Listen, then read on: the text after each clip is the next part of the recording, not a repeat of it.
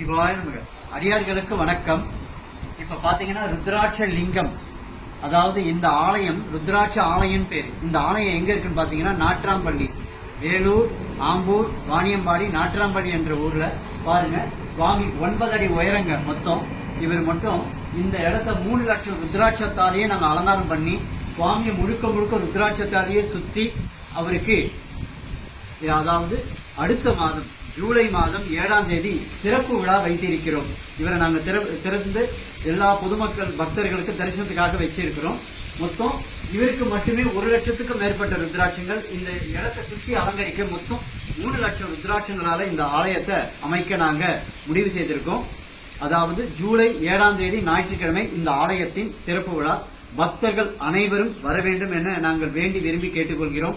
ஆனா இங்க தங்குற வசதி, எந்த ஒரு கழிப்பிட வசதி எதுவுமே கிடையாதுங்க இங்க.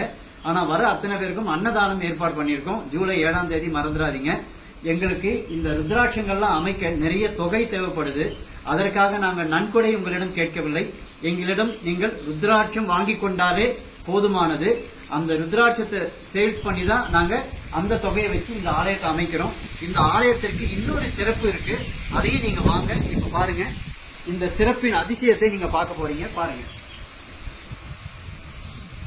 5 மரங்கள் ஒன்றாக இணைந்திருக்கும் அதிசயம் எங்க ஆலயத்துல. இங்க பாருங்க, அரச மரம் ஒன்று, இது ஒரு வேப்ப மரம், இதுவும் ஒரு வேப்ப மரம், வெப்பாலை மரம், இந்த 4 மரம், அங்க பாத்தீங்கன்னா பனைமரம், 5 மரம் ஒன்றாக இணைந்திருக்கும் அதிசயம் இந்த ஆலயத்துல நீங்க பார்க்க முடியும்.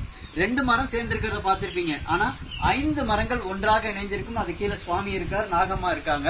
இந்த ஆலயத்தின் சிறப்பே இந்த விஷயம் தாங்க.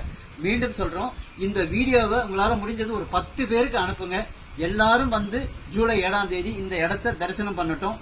அதன் பிறகு பாத்தீங்கன்னா இந்த ஆலயத்தின் சிறப்பு இன்னொன்னு பாருங்க. இங்க பாருங்க, இந்த ஆலயம் பாருங்க. இந்த ஆலயம் முழுக்க இவ்வளவு செவறுகள் அழகா அமைச்சிருக்கோம். இது பூமி கீழே இன்னொரு சுவாமி வரப்போறாரு. 12 அடி ஆழம் பூமி கீழே இருக்கு சுவாமி.